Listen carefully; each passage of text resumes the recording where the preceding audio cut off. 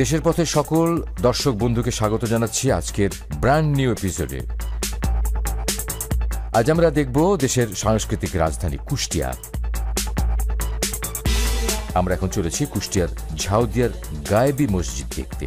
হ্যাঁ, যেতে যেতে পেয়ে গেলাম গ্রাম্য একটি হাটের সন্ধান, পানের হাট। আল্লাহর রহমত ভালো আছে ভাগ্য। আচ্ছা চাচা, যে তোমার পান কোথায় যাবে? আমাদের পান যাবে সিলেটে। সিলেটে? জি। শুধু সিলেট কেন, দেশের প্রায় সকল জেলাতেই পান চলে যায় এখান থেকে। তাছাড়া বিদেশেও রপ্তানি হয় এই পান। তোমার গাড়ির নাম কি? নসিমন গাড়ি। রসিমন গাড়ি? যে কে বানাইছো? তুমি নিজে বানাইছো? না, রশিদ বানায়। কত খরচ পড়ে একটা বানাইতে? 35,000। 35,000? হ্যাঁ। টাকা ওঠে? হ্যাঁ, টাকা উঠে যায়। অ্যাক্সিডেন্ট কয়বার করেছো? অ্যাক্সিডেন্ট হিসাব নেই। হিসাব নেই। এক আজব গাড়ি নসিমন। জানেন, এই গাড়ির কিন্তু কোনো লাইসেন্স নেই। দেশের মতে কুষ্টিয়ার যে দিকটাতেই যান না কেন, ভালো লাগবে এই এলাকার মানুষের সহজ সরল ব্যবহার। হ্যাঁ, আমরা পৌঁছে গেছি ঝাউদিয়ার সেই গায়েবী মসজিদে। আসুন ভেতরে ঢোকা যাক। এই মসজিদ সম্পর্কে জনশ্রুতি আছে যে অনেক অনেক বছর আগে এই মসজিদটি রাতারাতি তৈরি হয়েছিল, আর তাই এই মসজিদের কদরটাও আলাদা। ছোট্ট এই মসজিদের স্থাপত্য শৈলী সুন্দরভাবে সংরক্ষণের কারণে এখনো দেখার মতো। কিন্তু মসজিদের ভেতরে হঠাৎ পেয়ে গেলাম এর নির্মাণ রহস্য, যার প্রথমে লেখা আছে এই মসজিদের সবচেয়ে বড় পরিচয় যে এটা মানুষের তৈরি। ইসলামী চেতনায় জাগ্রত এলাকাবাসীর এই প্রচারণা ধর্ম ব্যবসায়ীদের হাত থেকে অন্তত একটি মসজিদকে রক্ষা করেছে। শাহ সুফি সৈয়দ আরদাই মিয়ার এই মসজিদের নির্মাণ করেছিলেন। মসজিদ থেকে একটু এগোলেই চোখে পড়বে একটা বিশাল বিল। আজ কি মাছ পেলে? পুঁটি মাছ। কই দেখি একটা দেখাও দিন। শুধু পুঁটি মাছই না, সব ধরনের মিঠা পানির মাছই পাওয়া যায় এই চাপাইগাছির বিলে। এটি দক্ষিণ পশ্চিম অঞ্চলের সবচেয়ে বড় বিল।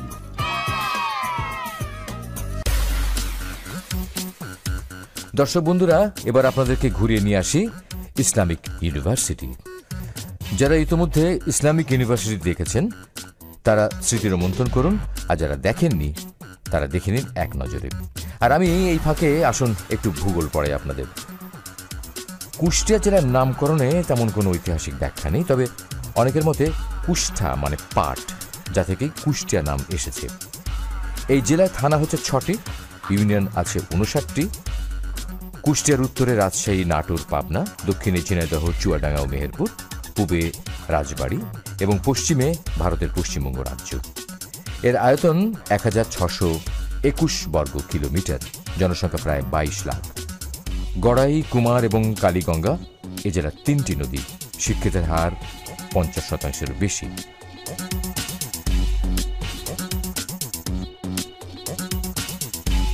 তো বন্ধুরা, কেমন দেখলেন ইসলাম ইউনিভার্সিটি? হ্যাঁ, চলুন যাওয়া যাক আমাদের নেক্সট ডেস্টিনেশনে। শুধুমাত্র সাংস্কৃতিক অঙ্গনই নয়, শিল্প কলকারখানাতেও কুষ্টিয়া সমৃদ্ধ।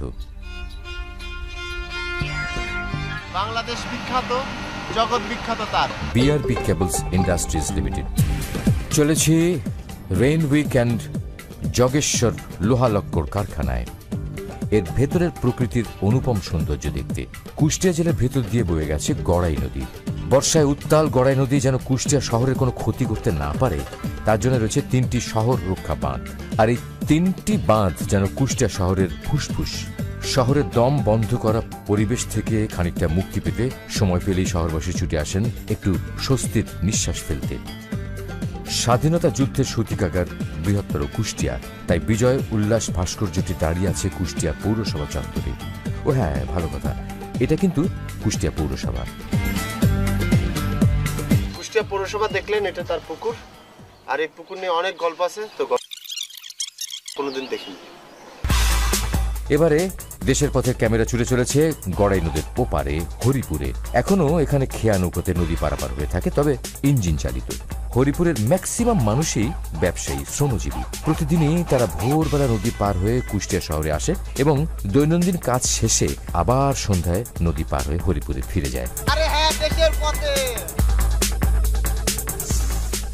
1914 সালের 18 অক্টোবর কুষ্টিয়ার এই হরিপুর গ্রামেই এক জমিদার পরিবারে জন্মগ্রহণ করেছিলেন বঙ্গ সাহিত্যের এক উজ্জ্বল নক্ষত্র কবি আজিজুর রহমান। এটি সেই বাড়ি যে বাড়িতে তিনি কাব্যচর্চা শুরু করেছিলেন এমনই এক সময়ে যখন বাংলা সাহিত্যে রবীন্দ্রনাথ ও নজরুলের প্রবল প্রভাব ছিল। ঠিক সেই সময়ে কবি তার সৃষ্টিতে বঙ্গ সাহিত্যে এক নতুন ধারা উপহার দিতে সক্ষম হয়েছিলেন। সম্মানিত করেছিলেন নিজ গ্রামকে। নতুন প্রজন্মের অনেকে হয়তো জানেনই না এই গুণী কবির কথা। জীবদ্দশায় কবি আজিজুর রহমান দীর্ঘদিন বাংলাদেশ বেতার ও বাংলাদেশ টেলিভিশনের সঙ্গে যুক্ত ছিলেন। উনি তো অনেক গান লিখেছেন। হ্যাঁ, অনেক গান লিখেছে। উনি শুধু গানই লিখতেন নাকি কবিতাও লিখতেন? উনি গান লেখে, কবিতা লিখতে, শিশুদের জন্য ছড়া লিখতো, তারপরে অনেক আলেখ্য অনুষ্ঠানে করতো। তখন সেই নাটক? না, নাটক না, আলেখ্য। যেমন হচ্ছে বসন্তকালকে নিয়ে, শরৎকালকে নিয়ে, এই ধরনের অনেক। কবির একটা খুব নাম করা গানের দু একটা লাইন আমাদেরকে বলতে পারবেন? দু একটা লাইন আমরা গান সারা বাংলাদেশের লোকেদের জানুন, কারো মনে তুমি দিও না আঘাত, সে আঘাত লাগে কাবার ঘরে। 1978 সালের 12 সেপ্টেম্বর কবি আজিজুর রহমান ঢাকা পিজি হাসপাতালে মৃত্যুবরণ করেছিলেন। কুষ্টিয়া এসে ফ্রি চিনি খেতে চাইলে চলে যান জগদীতে অবস্থিত কুষ্টিয়া সুগার মিলে। অনুমতি নিয়ে ঢুকেই চিনি তৈরির বিশাল আয়োজন চোখে পড়বে। আখমারাই হচ্ছে, সেখান থেকে গুড় তৈরি হচ্ছে, আর তা থেকেই চিনি তৈরি হয়ে যাবে। একেবারে গরম গরম চিনি।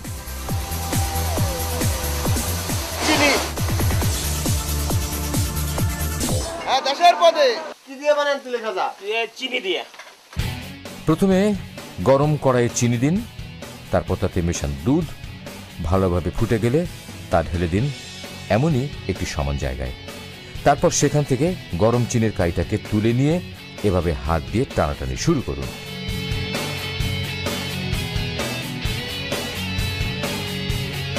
টানাটানি শেষ হলে চিনির বারটিকে লম্বা টেবিলে এইভাবে পাতুন। তারপরে মাপ মতো কাটুন। কাটা শেষ হলে তাতে তিল লাগান। এরপর লেবেল সহ প্যাকেটজাত করুন এবং বিক্রির জন্য বাজারে ছেড়ে দিন। ব্যাস, শিখিয়ে দিলাম তো তিলে খাজা কেমন করে তৈরি হয়। কুষ্টিয়ার বিখ্যাত তিলে খাজা দেশের পথে। বন্ধুরা, আমরা যাচ্ছি বিষাদ সিন্ধুর স্রষ্টা মীর মোশাররফ হোসেনের বাস্তুভিটা দেখতে। কুমারখালী ও কুষ্টিয়ার মাঝামাঝি লাহিনীপাড়া নামক গ্রামে 1847 সালে জন্ম নিয়েছিলেন মীর মোশাররফ হোসেন। বাঙালি মুসলিম কথা সাহিত্যিক হিসেবে মীর মোশাররফ হোসেন জাতিগত স্বাতন্ত্র চিন্তার বৃত্ত ভেঙে বেরিয়ে আসা প্রথম একজন সার্থক সাহিত্য শিল্পী। এখানে আসলে প্রথমেই চোখে পড়বে ছোট ছোট শ্বেত পাথরের স্তম্ভে খোদাই করা বিষাদ সিন্ধুর কিছু লাইন। সাহিত্যিকের বাড়িটি এখন লাহিনীপাড়া মাধ্যমিক বিদ্যালয়ে রূপ নিয়েছে। পুরাতন পাঠাগারটি এখন ধ্বংসস্তূপে পরিণত হয়েছে। তারই পাশেই আছে একটি মঞ্চ।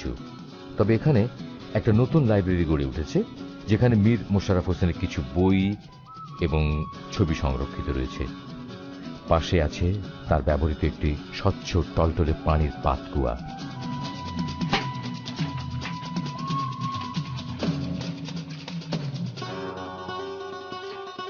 মীর মোশাররফ হোসেনের নিজ হাতে লাগানো আম গাছটি এখনো দেখতে পাবেন। ভ্রমণে ঝামেলা তো আছেই, তারই এই নমুনা। কুষ্টিয়া আসলে অবশ্যই ঘুরে যাবেন এই অমর কথা শিল্পীর বাস্তুভিটা এবং সাথে করে নিয়ে যাবেন কিছু স্মৃতি। কোনো জায়গায় বেড়াতে আসলে সেই এলাকার যোগাযোগের বিষয়গুলো ঠিকঠাক জেনে রাখা ভালো। কুষ্টিয়ার সাথে অন্যান্য জেলার যোগাযোগ ব্যবস্থা বেশ ভালো। এই ব্যবস্থার সাথে নতুন মাত্রা যোগ করেছে প্রমত্ত পদ্মার উপর নির্মিত লালন শাহ সড়ক সেতু। লালন শাহ সেতু দেখতে এলে বোনাস হিসেবে পেয়ে যাবেন হার্ডিঞ্জ ব্রিজ। পিকনিক মৌসুমে দূর দূরান্ত থেকে অনেকেই ছুটে আসেন এখানে পিকনিক করতে। দেশের পথে এখন পদ্মা নদীর উপরে, আর আমার বাম দিকে লালন শাহ সেতু, ডান দিকে হার্ডিংস ব্রিজ। সেতু রক্ষা বাহিনীর কাছ থেকে পারমিশন নিয়ে ঘুরে দেখতে পারেন এই শতবর্ষী রেল সেতুটি। ব্রিটিশ আমলে তৈরি লোহার এই ব্রিজ কালের সাক্ষী। মহান স্বাধীনতা যুদ্ধের সময় সেতুটির একটি স্প্যান ক্ষতিগ্রস্ত হয়েছিল, অবশ্য যুদ্ধের পরপরই তা মেরামত করা হয়েছিল। হ্যাঁ, বলে রাখি, হার্ডিঞ্জ ব্রিজ লম্বায় 1 মাইলের কিছু বেশি। আপনাদের আগে বলেছি, দুটি সেতু পদ্মা নদীর উপর অবস্থিত, তাই নৌকা ভ্রমণের একটা মজা নেওয়া যেতে পারে।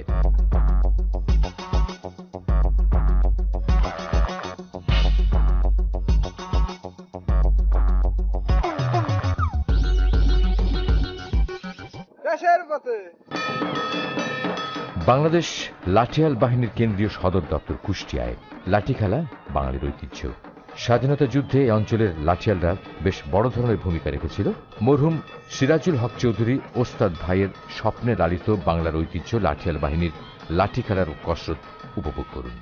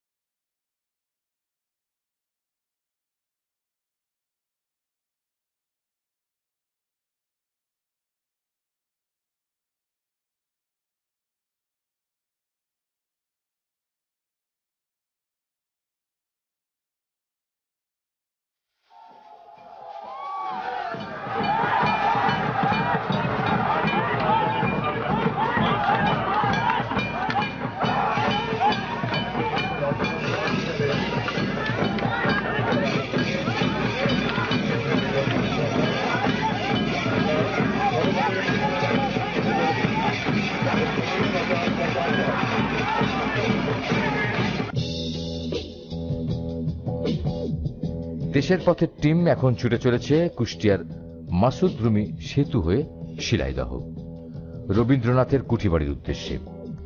যারা গাড়ি নিয়ে যাবেন তাদের জন্য এই পথেই কুঠিবাড়ি যাওয়ার সহজ পথ। তবে কুষ্টিয়া শহরের ঘোড়ারঘাট পার হয়ে সাইকেল ভ্যানে চেপে আপনি যেতে পারেন। যাওয়ার সময় পথে পড়বে আলাউদ্দিন নগর, ছবির মতো সাজানো গ্রাম, বিস্তীর্ণ ফসলের ক্ষেত।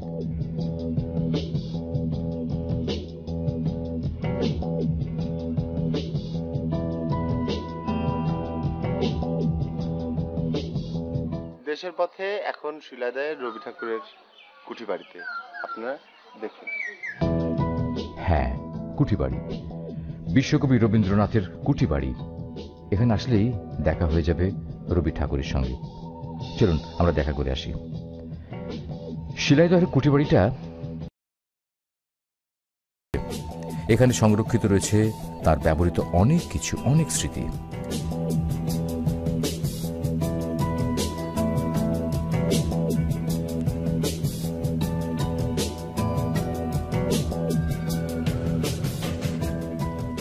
রবীন্দ্রনাথ শিলাইদহে এসে সাহিত্যে অনেক কিছুই সৃষ্টি করেছেন। তার মধ্যে উল্লেখযোগ্য হল সোনার তরী, চিত্রা, বলাকা, গীতাঞ্জলির অধিকাংশ গান, বেশ কিছু কবিতা, নাটকের মধ্যে চিরকুমার সভা, চিত্রাঙ্গদা, উপন্যাসের মধ্যে চোখের বালি, ঘরের বাইরে উল্লেখযোগ্য।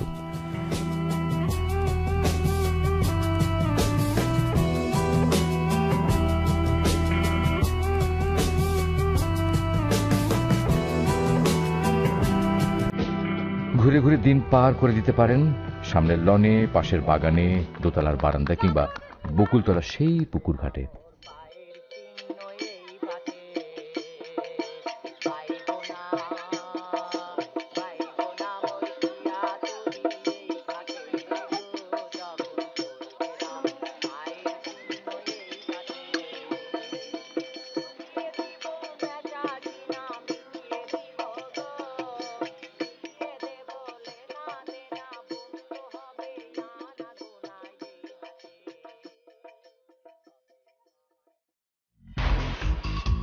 হ্যাঁ, চলুন ঘুরে দেখি এক নিঃশ্বাসে কুষ্টিয়া শহর। এটা অনেক পুরাতন শহর। একটি শহরে যা যা থাকার দরকার তার সবকিছুই আছে এখানে। আছে প্রধান সড়কের দুধারে প্রায় 3 কিলোমিটার লম্বা মার্কেট, যা বাংলাদেশের অন্যান্য শহরে সাধারণত চোখে পড়ে না। এটি বড়বাজার রেলগেট। এখানে আছে ঠাকুর লজ। রবীন্দ্রনাথ ঠাকুর এ বাড়িতে বসেই ব্যবসা পরিচালনা করতেন। ঠিক এর পাশে আছে মোহিনী মিল, এককালের বাংলাদেশের সবচেয়ে বৃহৎ কাপড়ের কল।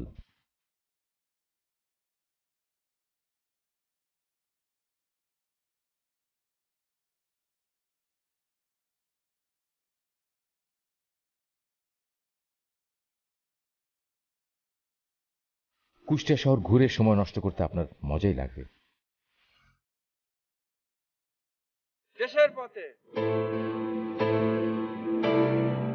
বন্ধুরা, আপনাদেরকে এখন নিয়ে এসেছি কুমারখালী উপজেলায়। কুমারখালীর বিছানার চাদর হয়তোবা এখন আপনার বেডরুমে শোভা পাচ্ছে, কিন্তু ওটা আমাদের বিষয় না। আমরা কুমারখালী এসেছি একজন কাঙালের সাথে দেখা করতে, তাকে শ্রদ্ধা জানাতে। তার পুরো নাম কাঙাল হরিনাথ মজুমদার। আমরা দেখব কাঙাল হরিনাথের এমএন প্রেস, এ অঞ্চলের প্রথম ছাপাখানা, যেখান থেকে প্রকাশিত হতো গ্রাম বার্তা প্রকাশিকা।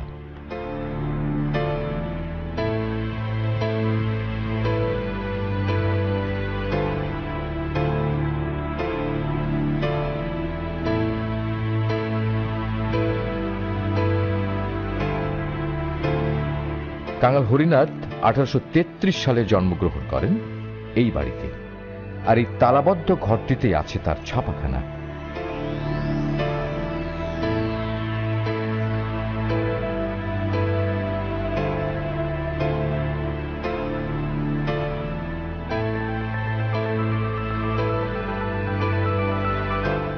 গ্রাম বার্তা প্রকাশিকা পত্রিকাটি এই মেশিনে ছাপা হতো। এইটাই কাঙাল হরিনাথের সেই প্রেস।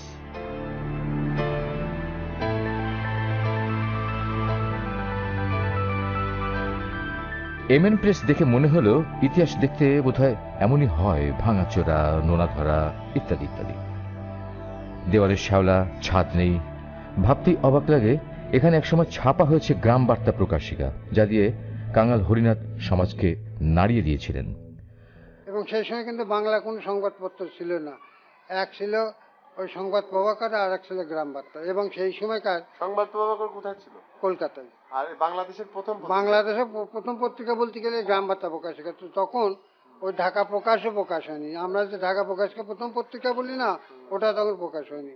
এই গ্রাম বার্তা কিন্তু প্রথম পত্রিকা। গ্রাম বার্তা প্রকাশিকা পত্রিকাটি আপনারা দেখতে পাচ্ছেন, এটা 1880 সালের মে মাসে ইংরাজি এটা প্রকাশিত হয়েছে।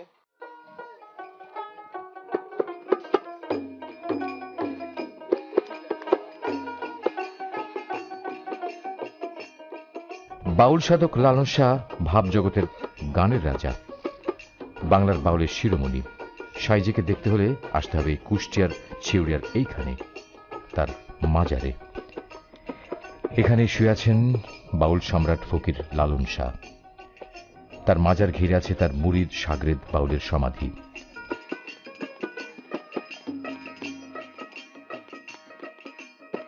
এই সমাধিটি লালন ফকিরের পালক পিতা ফকির মলম শাহের।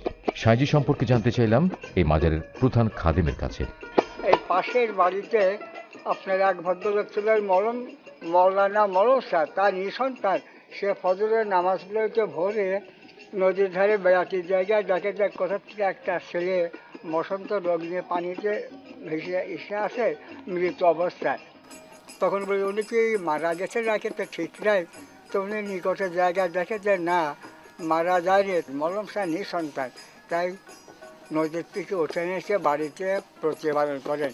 3 বছর বাড়িতে রাখে লালনের আধ্যাত্মিক জগতের শক্তি দেখে মলম শাহ মুগ্ধ হয়ে এই যে ছিল মলম শাহর বাগের বাড়ি 16.5 বিঘা জমি, এইটা লালনকে দান করে দিয়ে এখানে খড়ের ঘর করে দেয়। উনি 100 বছর এখানে বাস করেন।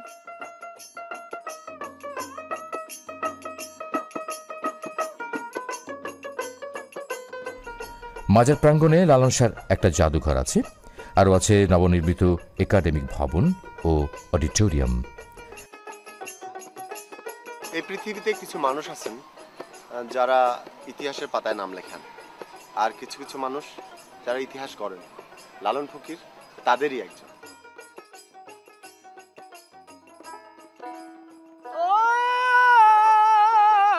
সাইজের মাজারে এসে গান শুনবেন না, তাকে হয়।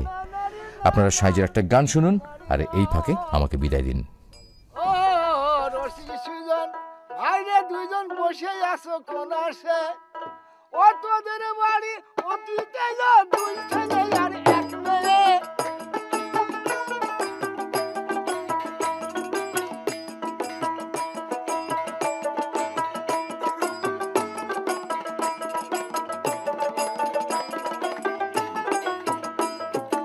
ও রসিক সুজন ভাইরে দুজন বসে আছো কোন আসে, ওরে রসিক সুজন ভাইরে দুজন বসে আছো কোন আসে।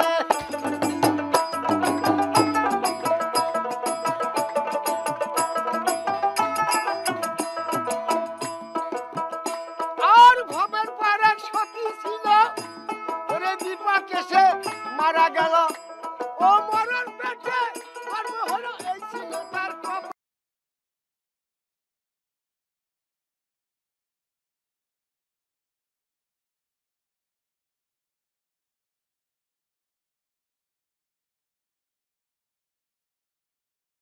ও রসিক সুজন ভাইরে দুজন বসে আছো কোন আসে, ওরে রসিক সুজন ভাইরে দুজন বসে আছো কোন আসে।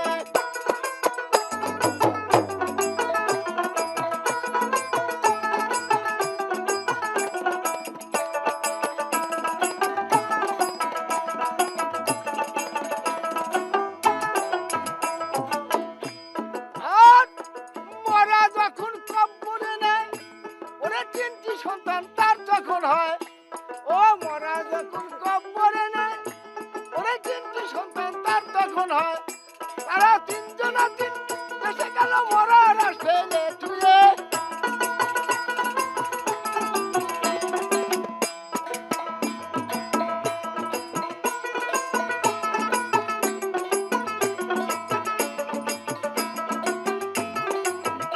ও রসিক সুজন ঘরে দুজন বসে আছো কোন আসে, রসিক সুজন